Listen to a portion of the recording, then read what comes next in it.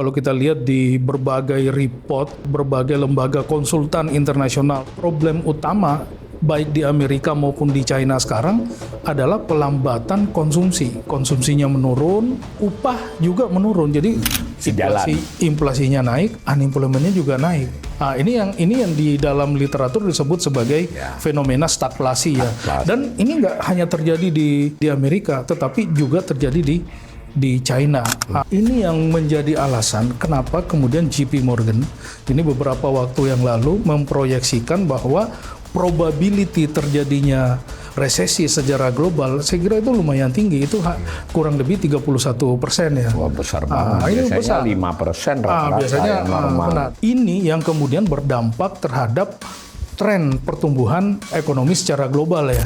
Vietnam itu kan di atas 50% kontribusi ekspor. Dia lebih rawan dari kita, lebih rentan terhadap itu. Kemungkinan Vietnam dan Thailand ya, itu akan lebih terdampak dibandingkan kita. Dibanding kita. Cuma ada juga tapinya, kalau kita lihat Vietnam dan Thailand lebih bersiap-siap dari kita. Misalnya Vietnam mereka lebih ready.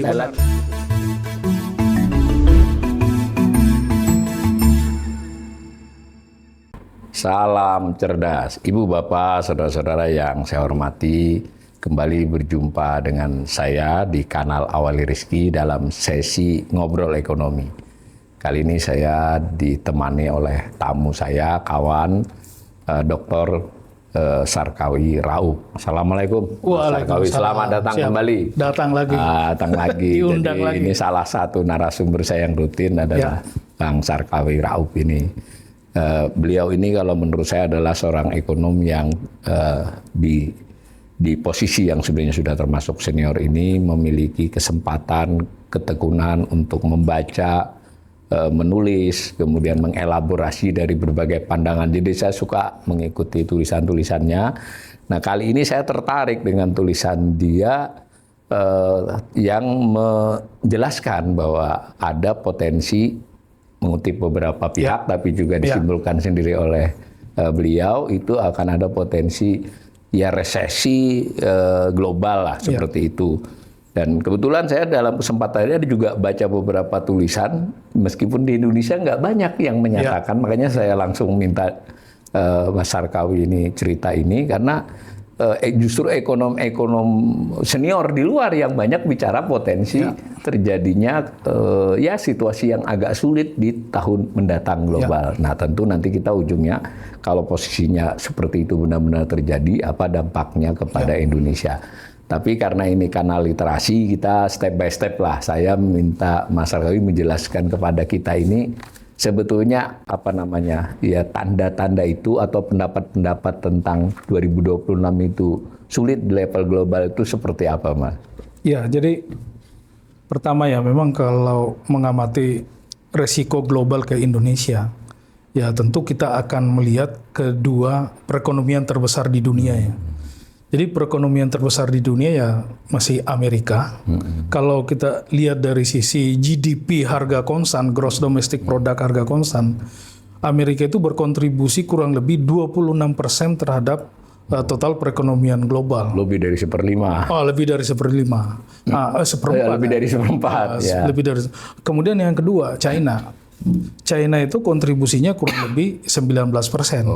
Artinya dua negara ini, Amerika plus China, itu berkontribusi kurang lebih 45% terhadap total GDP atau total output global. Tentunya up and down di perekonomian global itu pasti sangat terpengaruh terhadap up and down di kedua perekonomian terbesar dunia ini. Mungkin kalau ditambah dengan Uni Eropa ini hampir 60% dari total perekonomian global ya. Tapi kita ambil aja di dua kawasan ini yang memang relasinya dengan Indonesia itu lumayan kuat, apalagi sekarang China ya.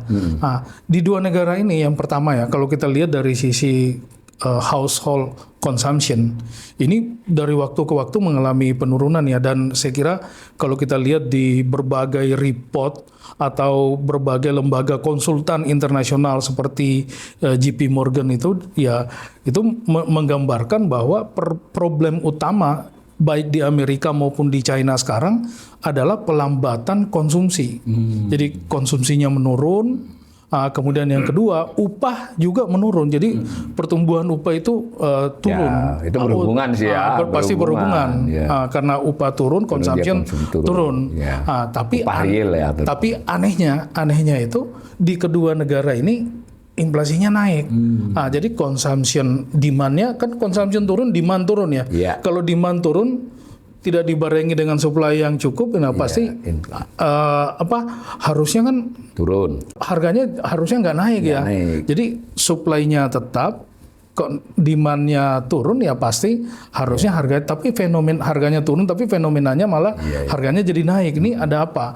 Kalau kita lihat di report dari The Fed itu salah satu yang paling krusial berkontribusi terhadap inflasi di Amerika itu adalah trade war. Jadi perang dagang antar Amerika China, Amerika dengan sejumlah negara. Barang impor mereka mereka harganya yang tinggi. Kemudian tidak bisa disubstitusi oleh penyediaan barang-barang di dalam negeri. Ini yang membuat harganya jadi naik. Kemudian yang keempat masih yang juga menarik, jadi upah turun. Kemudian yang kedua inflasinya malah naik. Kemudian pengangguran juga malah jadi tinggi. Ini yang ketiga ya. Ukuran mereka untuk ukuran mereka. Jadi unemployment naik. Padahal kan kalau di Phillips Curve itu kan di ekonomi ada namanya Phillips Curve ya. Phillips Curve itu kan negative relation antara inflasi dan unemployment ya. Tapi ini sebaliknya. Inflasinya naik, unemployment-nya juga naik. Ini yang di dalam literatur disebut sebagai fenomena stagflasi ya. Dan ini tidak hanya terjadi di Amerika, tetapi juga terjadi di China. Di China itu 2025 atau di November lah. November itu masih 0,2, Oktober masih 0,2% inflasinya. Di November itu udah naik di 0,7%. Nah, meskipun ini masih termasuk rendah ya, karena targetnya mereka kan pada umumnya negara-negara maju seperti Amerika maupun emerging ya, mungkin China ini kan meskipun menengah atas lah, hampir itu maju. Hampir maju. Ini target inflasinya kan masih sekitar 2% ya. Nah, itu artinya masih jauh di bawah. Tapi kalau kita melihat trennya ini cenderung mengalami peningkatan. Sehingga potensi artinya, terus menanjak di 2026 di 2026 besar, dan ini pasti berdampak terhadap emerging market seperti Indonesia ya. Karena kita punya hubungan ekonomi yang kuat. Hubungan kita dengan mereka kuat. Nah, ini yang menjadi alasan kenapa kemudian JP Morgan ini beberapa waktu yang lalu memproyeksikan bahwa probability terjadinya resesi secara global, saya kira itu lumayan tinggi. Itu kurang lebih 31% ya. Wah, besar banget. Ini biasanya besar. 5% rata-rata biasanya yang normal. Benar.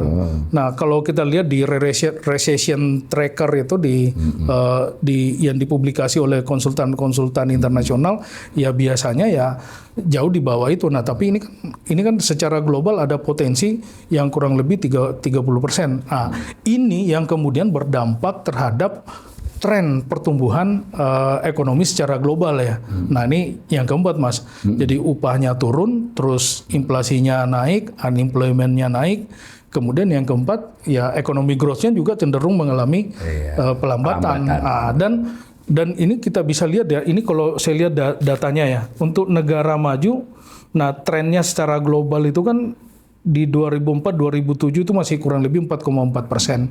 Kemudian setelah itu di 2011-2019 turun lagi kan, trennya menjadi 3%. Nah, di 2023 sampai 2026 proyeksinya global itu hanya akan tumbuh kurang lebih 2,7%. Dan penyumbang terbesarnya itu kan emerging market. Makanya emerging market ini diproyeksi masih bisa tumbuh di atas 4%, bahkan 5% ya. Utamanya kayak India yang bisa 6-7, Vietnam 7%. Nah, mungkin Indonesia diproyeksi 5%, China 5% dan 4,5 tahun depan. Nah, ini kan yang menopang nih pertumbuhan global. Tapi kalau kita lihat di negara maju, nah ini kan trennya malah mengalami penurunan. Dan Cina pun segitu termasuk rendah dibandingkan termasuk rendah. biasanya. Kalau kita lihat 2007, Cina itu masih bisa tumbuh kurang lebih 14%, 14,2% bahkan. Itu di 2007. Nah, tapi dalam kisaran 2004 sampai 2000 sampai krisis ya, krisis global 2008 Cina kan 2008 subprime mortgage di Amerika itu membuat perekonomian global mengalami pelambatan ya, termasuk China ya. Meskipun demikian ya angkanya masih sekitar 8 sampai 9%. Nah, 10 tahun rata-rata Cina itu masih bisa tumbuh 10%. Nah, tapi setelah itu ke sini tumbuhnya hanya ya diproyeksi di 2025 hanya 5% kan. Tahun depan melambat lagi menjadi 4,5%. Nah, ini pemicunya saya kira itu tadi Mas. Consumption turun, kemudian tingkat pengangguran di China juga naik, utamanya employment pekerja berpendidikan tinggi. Nah, ini juga mengalami pengangguran. Kemudian krisis di sektor properti. Nah, di China ini kan pernah mengalami krisis di properti mereka kan. Itu yang disebut dengan involutionary competition di properti, di mana pemain-pemain properti di sana itu ya berkompetisi dengan harga yang rendah-rendahan kan. Nah, itu yang disebut dengan race to the bottom. Jadi dia mendorong harga itu turun terus. Segitunya juga masih nggak laku juga. Itu pun nggak laku. Belum laku penuh. Dan itu hampir jual rugi, Mas.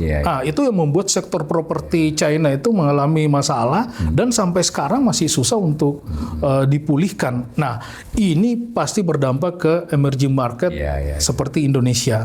Dan ini, Mas, kalau kita lihat ya beberapa riset ya, memang secara global Amerika ini masih sangat dominan. Tadi 26% dari total perekonomian global ya.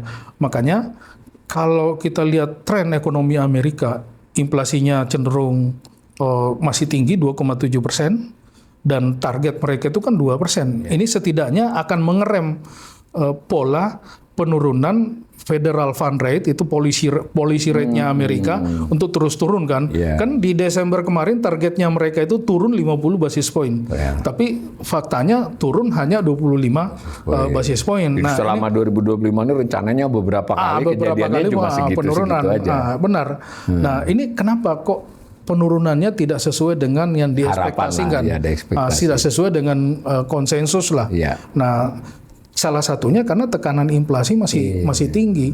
Nah, kalau tekanan inflasinya tinggi, artinya suku bunga acuan policy rate-nya itu ya kalau bertahan mungkin akan sangat baik, tetapi ya jangan-jangan malah bisa naik ya kan, untuk mengantisipasi tren peningkatan unemployment dan peningkatan inflasi.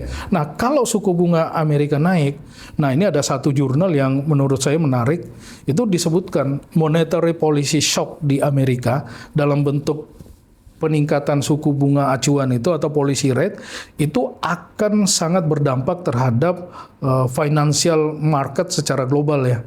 Dan ya ini terpengaruh oleh posisi Amerika sebagai satu ya. Tadi perekonomian terbesar 26% terhadap global. Yang kedua, penggunaan US dollar sebagai dia rolling currency. Penggunaan US dollar sebagai reserve currency itu masih sangat dominan kan, sampai 55 sampai 60%. Bank sentral global itu menggunakan US dollar sebagai cadangan devisa mereka. Kemudian invoice dalam hal perdagangan internasional ini juga masih sangat dominan dalam US dollar. Kemudian yang keempat, investment atau investasi utamanya di sektor keuangan itu kan denominasinya masih dalam bentuk US dollar. Nah, ini yang membuat spillover effect atau efek tular, efek domino. Kalau ada apa-apa di Amerika, itu sangat kuat ke sektor finansial.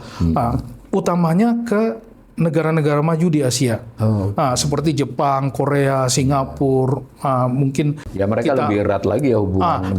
Itu Mas, karena kenapa setiap perubahan kebijakan di Amerika itu pasti diikuti oleh perubahan kebijakan di negara-negara ini. Kenapa? Karena ekonomi mereka ini sangat terhubung, terkonsentrasi. Kan ini Mas, di ekonomi itu salah satu cara untuk menguji berapa derajat integrasi antar satu perekonomian dengan perekonomian lain itu dilihat dari sisi equity return correlation antar satu negara dengan negara lain. Jadi kalau equity return-nya itu sangat kuat, nah, itu artinya equity market-nya atau stock exchange di kedua negara ini sangat terhubung. Nah, termasuk kesamaan dari sisi shock, tekanan. Jadi tekanan yang dialami oleh satu negara dengan negara lain itu mirip atau sama, identik, itu bisa dipastikan bahwa negara itu memiliki keterkaitan yang sangat kuat. Nah, ini yang terjadi antara Amerika dengan Jepang, ini yang terjadi dengan Amerika dengan negara seperti Korea ya.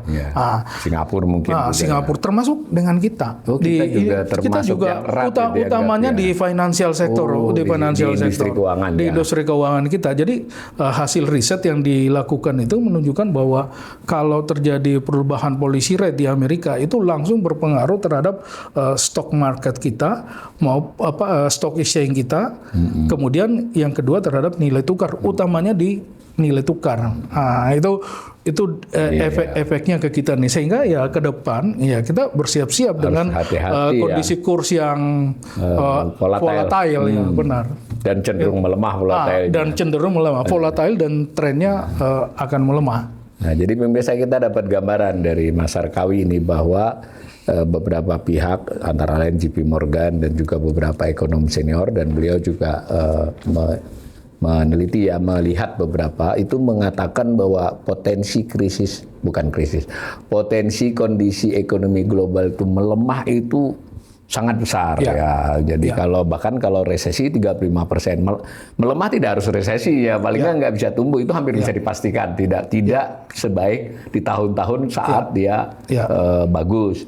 Nah, tetapi di garis bawahi lagi malah bahkan ada potensi lebih buruk ya di tahun depan ini. Tadi berbagai faktor disebutkan. Nah, masalahnya kejadiannya itu ada kemiripan antara Amerika dengan Cina, kan begitu, sama-sama mengalami masalah di inflasi, sama-sama mengalami masalah di konsumsi rumah tangga yang turun, upah real yang relatif turun, tingkat pengangguran turun, tetapi biasanya kalau gejala seperti itu inflasinya tertekan karena kan upah turun, pengangguran naik. Pengangguran naik, ternyata inflasinya tetap naik. Itu sudah disebut-sebut risiko itu. Maka peluang untuk dua negara itu dan negara-negara maju lain mengalami kesulitan di 2026 itu sudah banyak yang menyebut-nyebut. Nah, tadi dikaitkan lagi dengan negara-negara yang punya hubungan erat perekonomiannya dengan mereka, dan ternyata Indonesia mungkin tidak seerat Jepang, tidak seerat Korea, tapi cukup erat. Dari sisi perdagangan barang dia nomor 2 ya, mungkin setelah Cina ya. Tapi yang paling utama tadi dijelaskan oleh Mas Sarkawi, dari sisi industri keuangan kita erat banget, mungkin lebih erat ke Amerika daripada ke Cina, kan gitu. Dan ini Mas, sekarang bukan hanya Amerika yang melemah, China pun akan mengalami pelemahan. Nah, ini hasil risetnya itu menunjukkan bahwa kalau China mengalami pelemahan, itu impact-nya ke negara-negara Asia itu sangat besar. Lebih besar dari Amerika mungkin. Lebih besar dari Amerika. Dari sisi itu. Ya. Jadi ini ada dua nih, ada shock di monetary policy misalnya ya, untuk mengantisipasi inflasi yang tinggi, mau tidak mau the Fed atau central bank policy rate-nya itu kan kalau nggak bertahan kan naik untuk menahan laju, jadi lebih tipis probability untuk masuk ke era suku bunga rendah itu di tahun depan kelihatannya masih benar dengan tren inflasi yang naik. Ini kecenderungannya bukan hanya Amerika, tetapi China pun mengalami fenomena yang sama. Nah, hasil risetnya menunjukkan bahwa kalau terjadi tekanan di China, ada monetary policy shock. Nah, salah satu shocknya itu adalah misalnya People Bank of China itu menaikkan suku bunga policy rate-nya sekian persen, itu pasti akan berdampak langsung ke negara-negara Asia termasuk Indonesia. Dan channelnya itu, jalurnya itu dua Mas, langsung lewat financial market, kemudian yang kedua ke real sektor. Nah, dari sisi real sektor ini utamanya, ini hasil risetnya disebutkan bahwa kalau terjadi shock di sana, itu akan langsung berpengaruh terhadap CPI kita, Consumer Price Index kita ya. Nah, kemudian yang kedua ekonomi growth juga pasti terpengaruh. Lewat mana nih? Salah satunya lewat trading, lewat ekspor impor. Karena kenapa? Sejak tahun 90 sampai 2019 peningkatan perdagangan China dengan Asia itu sangat kuat.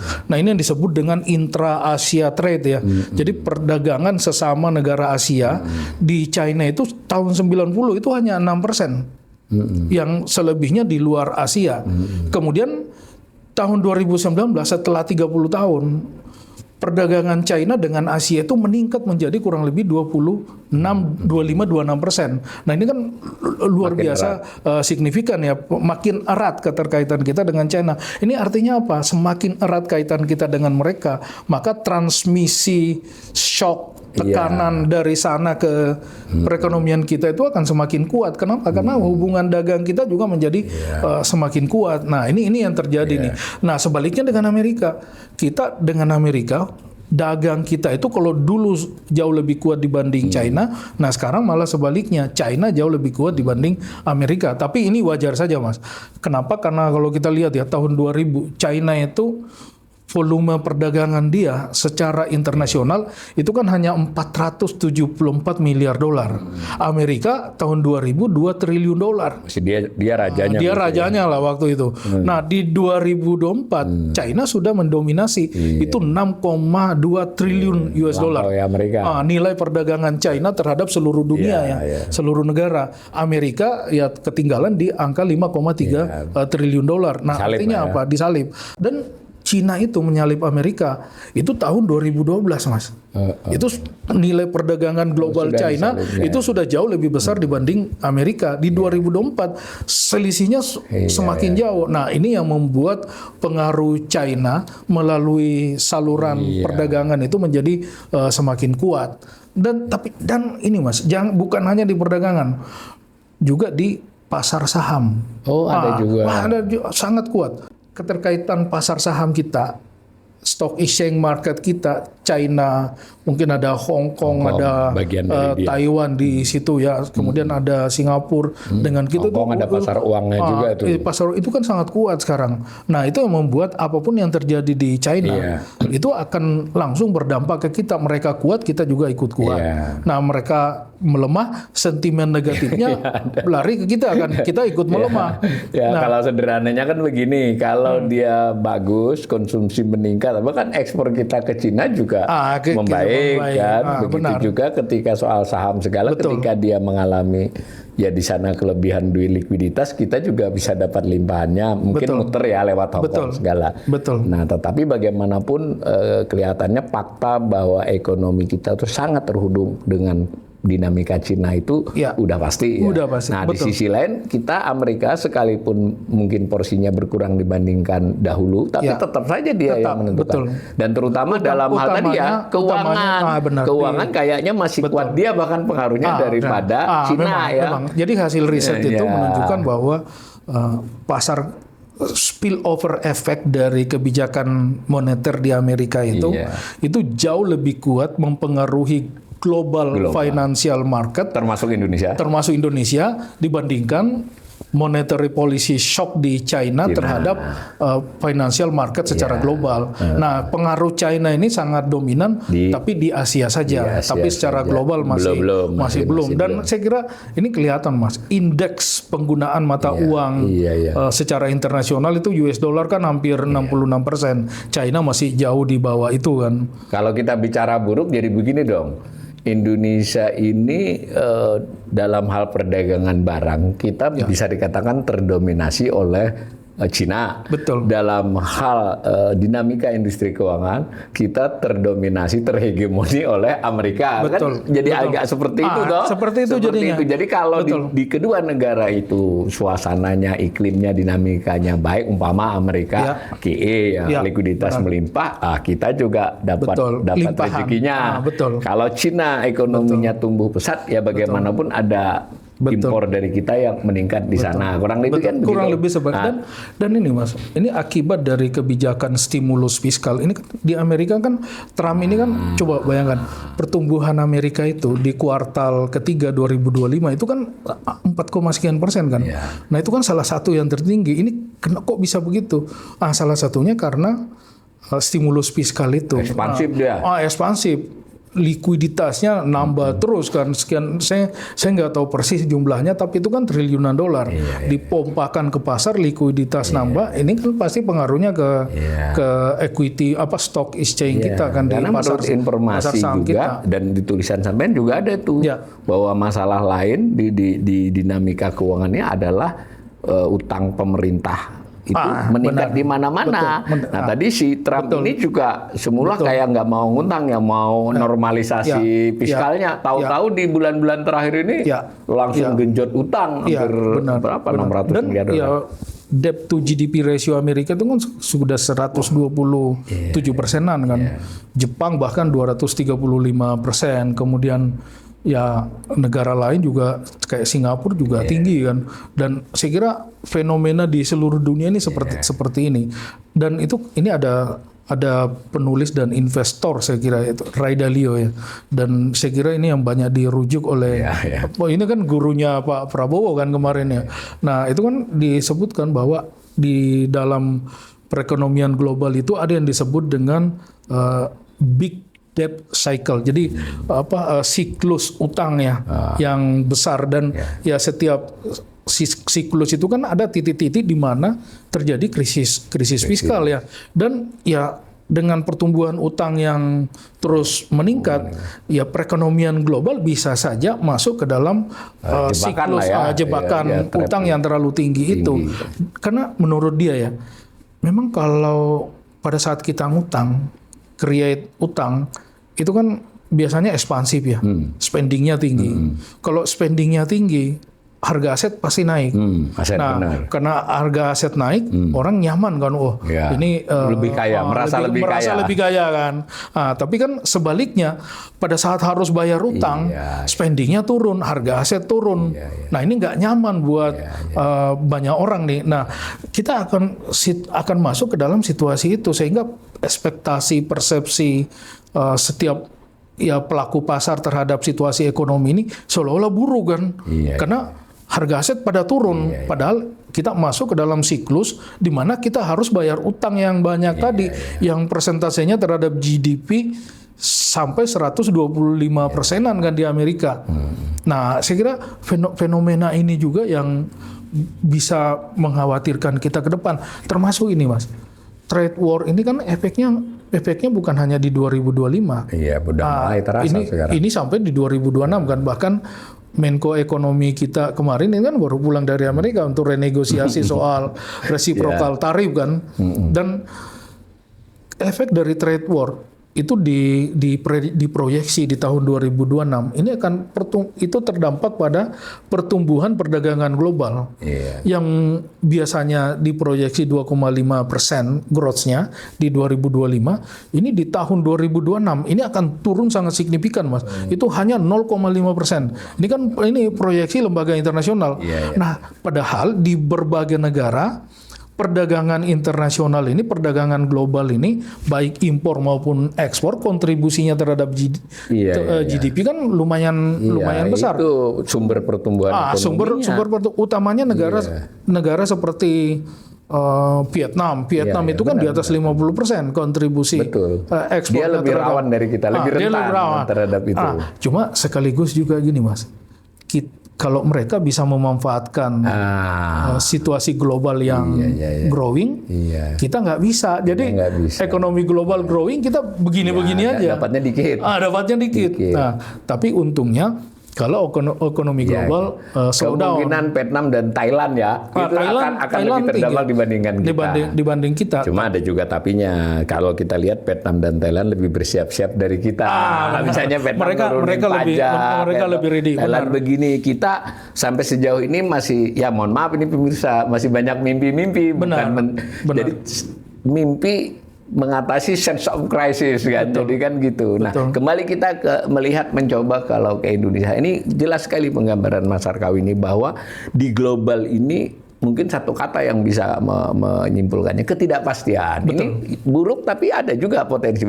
Tapi ketidakpastian. Nah, banyak faktor. Tadi selain yang diuraikan tadi ada yang digarisbawahi juga faktor dinamika utang banyak negara ya, bukan hanya kita. Jadi tekanan utang itu bukan pada jumlah utangnya saja, tapi terutama pada waktu dia membayar nih. Jadi beban membayar di 2026 kelihatannya akan besar. Nah, dengan begitu dia butuh utang baru, rata-rata butuh utang baru semua. Berebutlah sumber daya itu kan.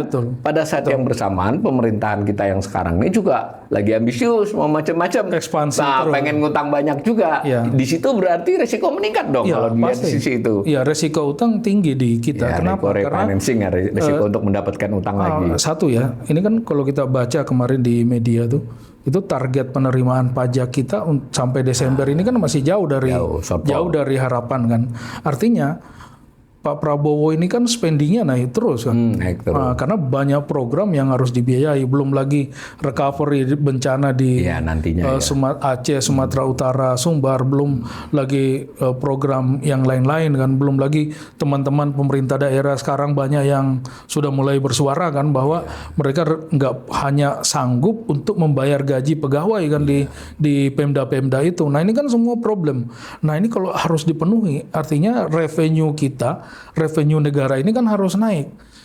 Di sisi lain Pak Purbaya nggak mau naikin pajak kan. Sejak awal dia udah sampaikan seperti itu, bahwa nanti tumbuh 6% baru pajak dinaikin kan.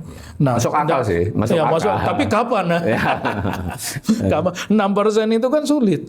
Sampai sekarang ini hampir semua lembaga tahun depan hanya bisa tumbuh paling tinggi 5,4% itu pun kalau bisa ya. Nah, ya 5,2 itu sudah sangat bagus kan di 2026. Artinya kalau menunggu 6% baru naikin pajak, ini artinya kita harus siap-siap menambah utang baru untuk membiayai pengeluaran yang besar itu. Nah, ini berpotensi membuat volume utang kita meningkat. Kemudian yang kedua, kalau kita lihat rasio-rasionya, utamanya debt service ratio, itu beban pembayaran utang kita, berapa income kita dan net income yang kita punya, dan berapa pembayaran utang yang harus cicilan dan bunga yang harus kita bayar.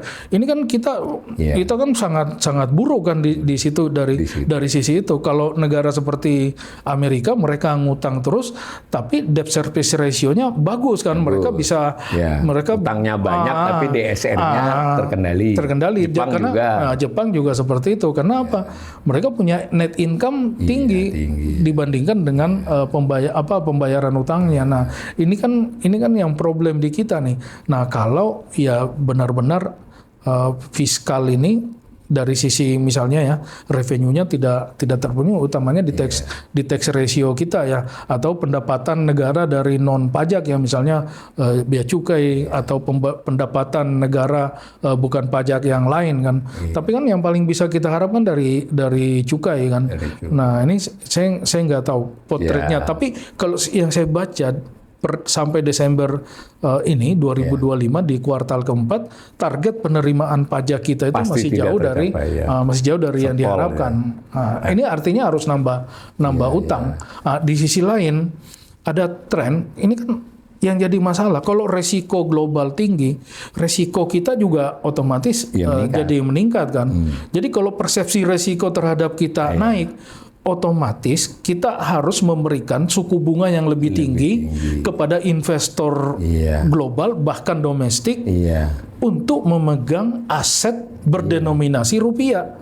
Karena kalau bunganya nggak tinggi dengan resiko, pergi dia nyari cari tempat yang enak. Dia nyari tempat yang lebih atau negara lebih tinggi, yang memberikan return lebih tinggi dengan resiko yang lebih rendah. Nah, ini kan tekanan semua nih terhadap perekonomian kita, sehingga ya mengelolanya di tahun 2026 ini saya setuju dengan banyak ekonomi itu bahwa ya ini 2026 ini ya tahun pembuktian.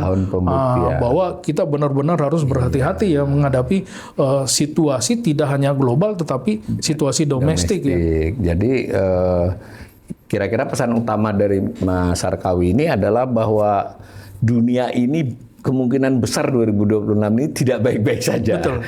Dan melalui berbagai channel, melalui transmisi, dampaknya ke Indonesia akan besar. Betul. Nah, karena itu pemerintah, terutama pemerintah lah harus memitigasi lah kurang lebih begitu. Betul. Boleh saja memiliki target pertumbuhan yang tinggi atau mau prioritas apapun, tetapi tetap harus waspada karena ini gejala yang terjadi di banyak negara. Betul. Banyak negara lain kelihatannya lebih bersiap-siap untuk kondisi sulit. Nah, kita kok sejauh ini kurang bersiap kan gitu ya jadinya ya.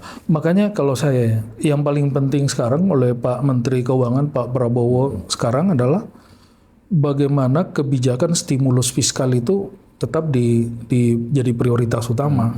Karena ini yang bisa menopang pertumbuhan, apalagi kan lebih dari 50% GDP kita dari sisi expenditure itu kan dari household consumption. Konsumsi rumah Jadi tangga. berbagai insentif yang selama ini diberikan kepada rumah tangga, utamanya rumah tangga kelas menengah bawah untuk tetap konsum. Nah, ini harus dilanjutkan. Karena kalau enggak ini akan sulit. Bisa memperburuk keadaan. Bisa memperburuk keadaan. Karena misalnya ya, yang kalau kita harap investment atau private consumption ya, jadi konsumsi sektor usaha.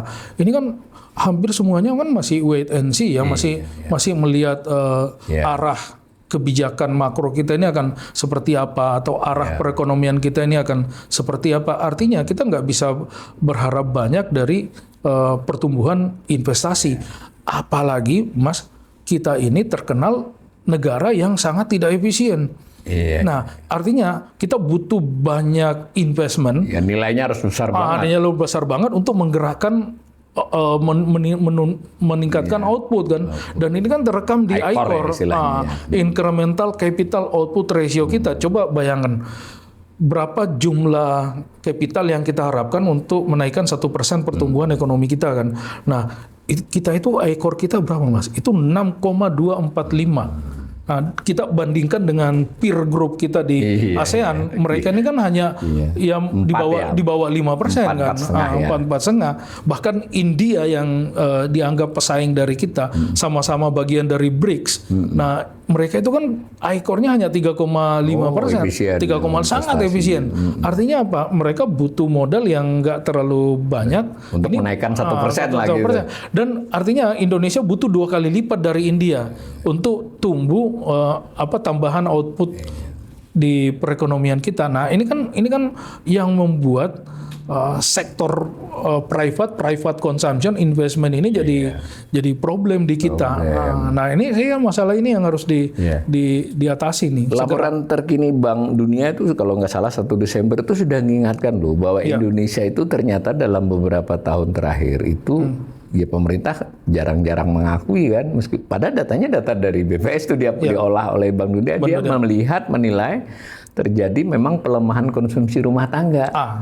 Menurut Bank Dunia kemudian juga dia menyebut-nyebut upah kita secara real pekerja itu turun, upah nominalnya naik dan jangan lihat UMP kan sebagian pekerja kan ada yang tidak ini. Nah, itu oleh Bank Dunia dikaitkan persis seperti kata Mas Harkawi tadi. Ini juga harus dilihat pada sisi produktivitas tenaga kerja. Nah, kalau tadi kan produktivitas keseluruhan kan. Jadi ini berkait semua. Nah, kalau melihat begitu kan saya itu menganggap memang 2026 itu mestinya disikapi oleh pemerintahan Prabowo ini sebagai tahun ujian. Benar. Jangan, ya mohon maaf ini saya bukan dari Mas Harkawi, jangan tahun mimpi lagi dong. Tahun real, tahun realistis. Betul. Bahwa tidak apa-apa kita tahun depan 5%, tapi bersiap untuk tumbuh melompat di tahun-tahun berikutnya. Pendapat saya begitu, gimana komentarnya Mas Harkawi? Saya setuju ya. Karena kalau kita lihat secara sektoral, ekonomi kita ini kan didominasi oleh sektor informal, Mas. Dan pertumbuhan sektor informal ini kan lumayan tinggi dibandingkan dengan sektor formal. Implikasinya apa? Implikasinya adalah di pekerja.